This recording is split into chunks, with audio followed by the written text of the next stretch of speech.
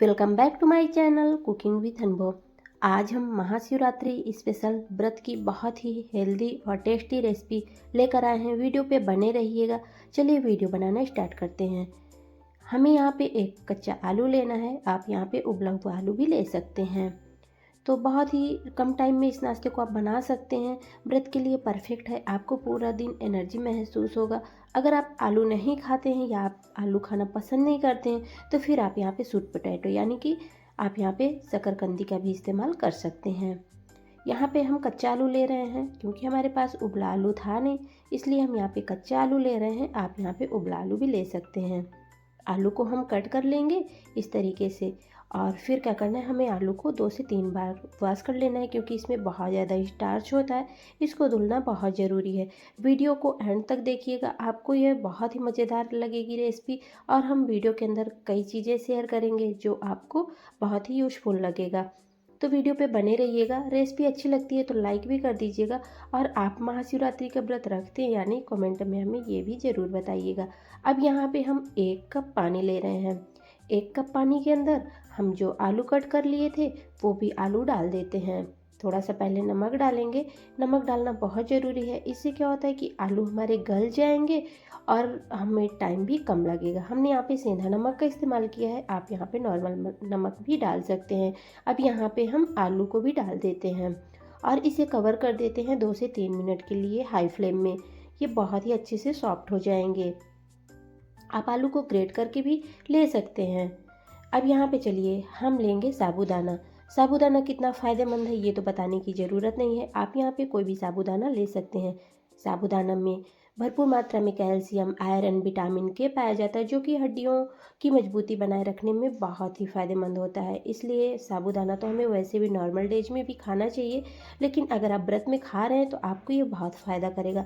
साबूदाने में आयरन काफ़ी मात्रा में भी पाया जाता है। इसे खाने से शरीर में खून की कमी पूरी हो सकती है। एनीमिया के शिकार जो लोगों को साबूदाने का नियमित सेवन करना चाहिए। साबूदाना कार्बोहाइड्रेट और कैलोरी का एक अच्छा स्रोत है। इसके सेवन से शरीर में तुरंत और आवश्यक ऊर्जा मिलती है। अगर आपका वजन कम है, साबूदाने के नियमित सेवन से आप अपना वजन भी बढ़ा सकते हैं। साबूदाना हमारे हेल्थ के लिए अच्छा है और बहुत लोगों को ये नुकसान भी करता है। तो ऐसा नहीं कि सबको ये फ़ायदेमंद होता है, इसकी सही मात्रा भी लेनी चाहिए। ये सारी चीज़ें अगर आप गूगल में सर्च करते हैं तो आपको मिल जाएगा। अब हम यहाँ पे व्रत के लिए बना रहे हैं तो सबसे पहले इसे हमें साफ़ कर लेना है। तो हमने यहाँ पे एक कॉटन का टॉवल लेके और इसे अच्छे से साफ़ कर लिया है क्योंकि हमें यहाँ पे इसे धुलना नहीं है। तो चलिए अब हम यहाँ पे एक कढ़ाई लेंगे। कढ़ाई में हम 1 कप साबूदाना और वहाँ पे चौथाई कप से थोड़ा सा ज़्यादा है, आधा कप से कम है थोड़ा, हमने यहाँ पे मूंगफली ले लिया है। दोनों चीज़ों को हमें अच्छे से गरम कर लेना है, यानी कि हमें इसको रोस्ट नहीं करना है। हम इसे कम से कम 2 मिनट तक भून लेते हैं इस तरीके से। मूंगफली को भी हमें अच्छे से पोंछ लेना है। जिस कॉटन के कपड़े से हमने साबूदाने को पोंछा हुआ था उसी से हमें मूंगफली को भी पोंछ लेना है। दोनों चीज़ों को अच्छे से हमें भून लेना है। बहुत ही चटाकेदार ये नाश्ता बन के तैयार होता है। व्रत के लिए बहुत ही परफेक्ट है।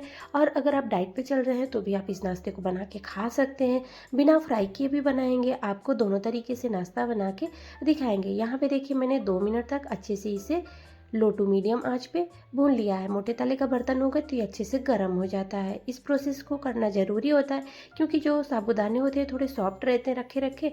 तो इस तरीके से हम थोड़ा सा इसे गर्म कर लेते हैं ना, तो इसे हमें पीसने में आसानी हो जाती है। तो चलिए यहाँ पे देखिए हमें मूँगफली भी थोड़ा सा देख लिया, मूंगफली भी गर्म हो गई, उसका छिलका निकलने लगा है। तो अब हमें क्या करना है, इसे ठंडा कर लेना है। एक बर्तन में ट्रांसफ़र करेंगे और इसे हमें अच्छे से ठंडा कर लेना है।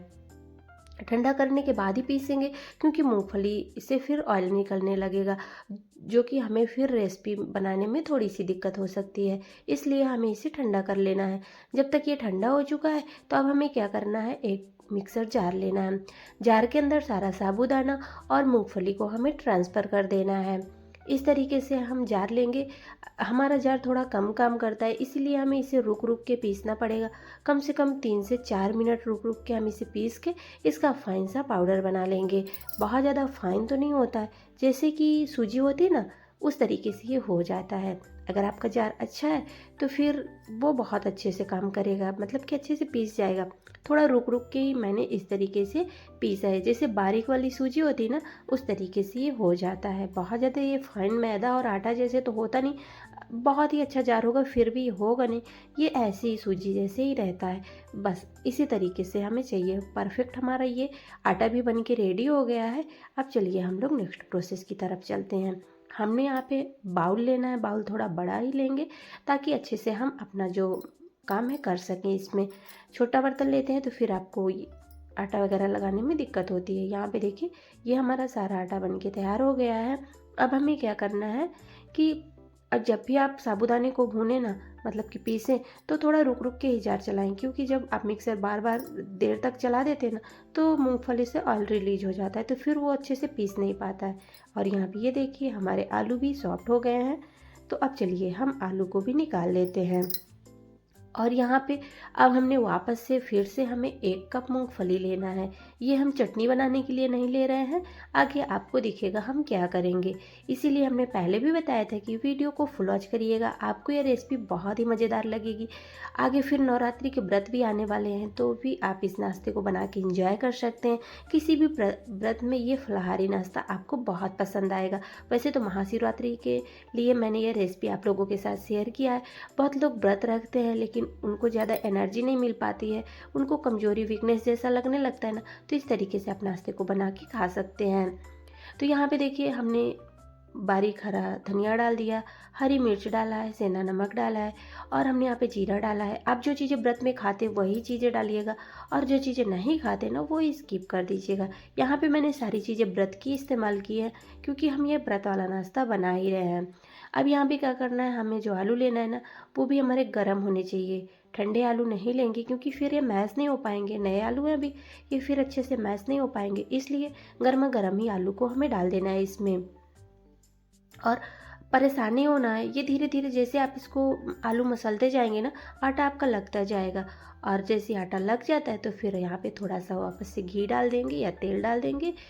सरसों का तेल तो व्रत में खाया नहीं जाता है, जो आप कुकिंग ऑयल खाते हैं जैसे मूंगफली का तेल वगैरह खाते हैं ना वही डालना है। तो यहाँ पे देखिए हमें अच्छे से मिक्स देना है, डो फॉर्म में करना है और इसे हम ठंडा कर लेंगे। अब हमने जो 1 कप मूंगफली, हाफ कप जो मूंगफली भुनी हुई थी उसको भी हम यहाँ पे इसका छिलका निकाल लेंगे। और ये भी ठंडी हो गई थी, ठंडा होने के बाद भी हमें ये काम करना है। तो चलिए मूंगफली भी हमारी रेडी हो गई है, छिलका हमने इसका रिमूव कर दिया है। अब हमें क्या करना है, वापस से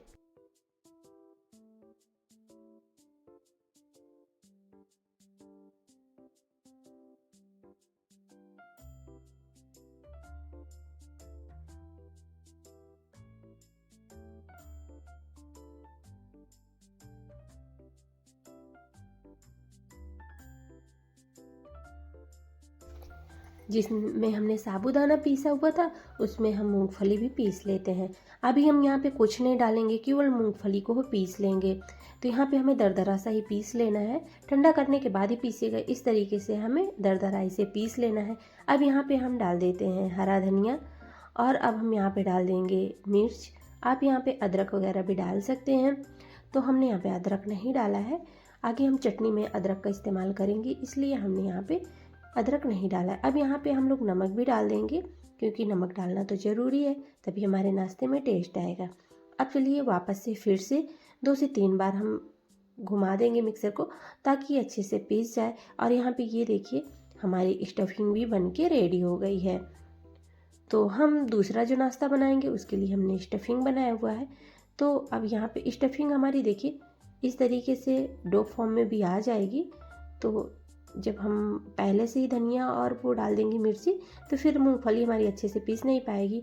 और चलिए उसको भी हमने निकाल लिया है। अब यहाँ पे हम चटनी बना रहे हैं, तो व्रत के लिए बना रहे हैं तो थोड़ा सा चटनी भी अच्छी ही बनाएंगे, एनर्जेटिक चटनी रहेगी।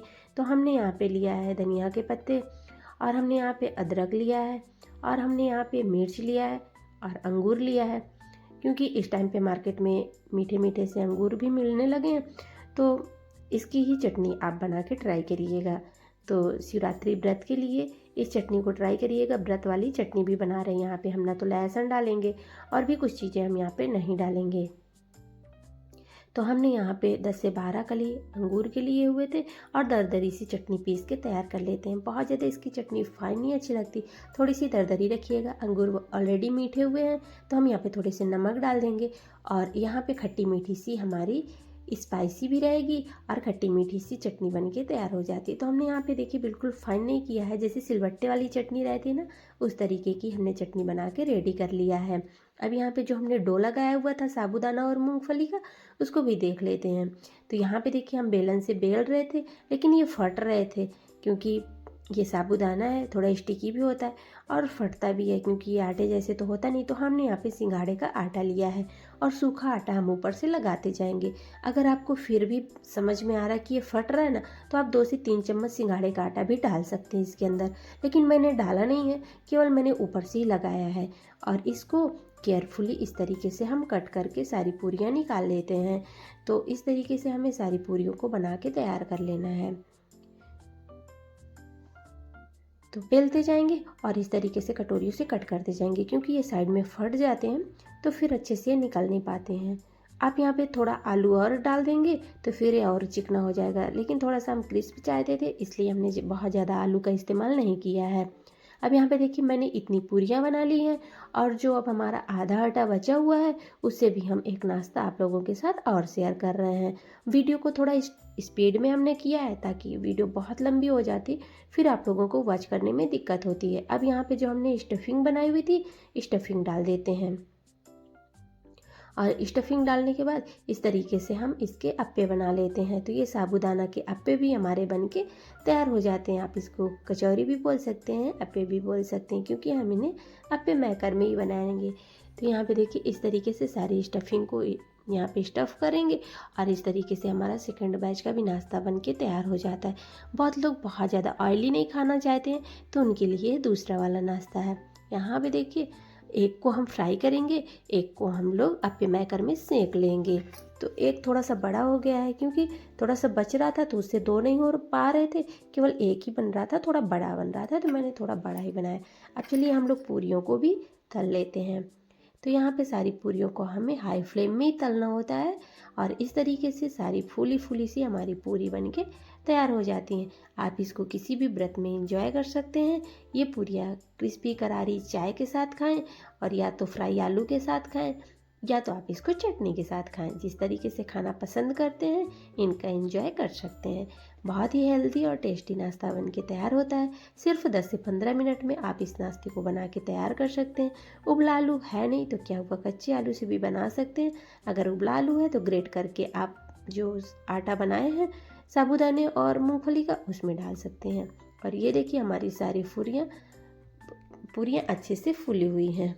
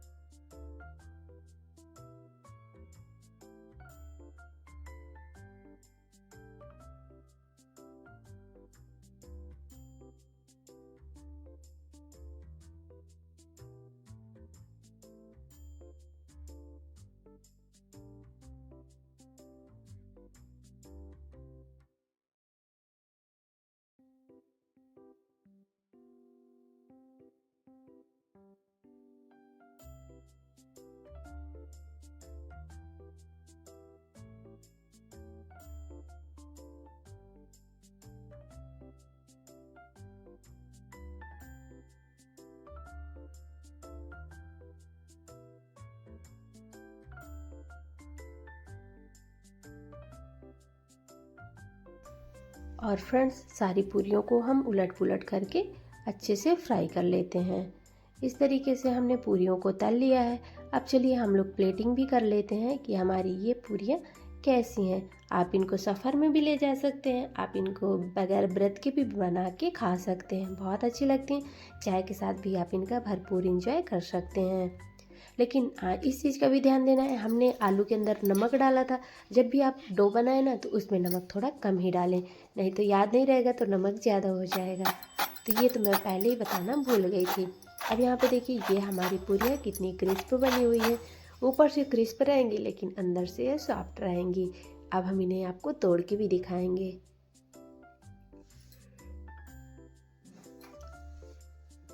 आप इनको साबूदाना मसाला पूरी भी बोल सकते हैं, या तो आप इसको फलाहारी भोजन बोल सकते हैं, आप इसको कुछ भी कह सकते हैं, लेकिन ये बहुत अच्छी लगती है। देखिए कितनी फूली फूली करारी सी हमारी ये पूरी बन के तैयार हो जाती हैं। ट्राई ज़रूर करिएगा। अब चलिए नेक्स्ट रेसिपी भी देख लेते हैं। अब हम यहाँ पे सारे जो हमने अप्पे बनाए थे उनको भी इस तरीके से सेंक लेते हैं।